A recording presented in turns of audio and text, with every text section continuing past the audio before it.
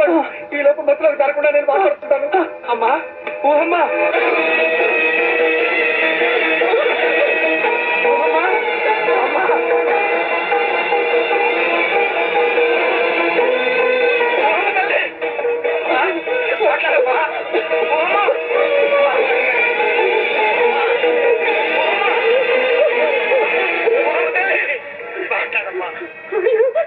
సూర్యంగారికి అన్యాయం చేయకమ్మా.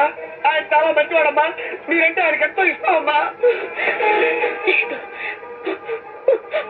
ఆయనకి కంటే ఎంతో ఇష్టం.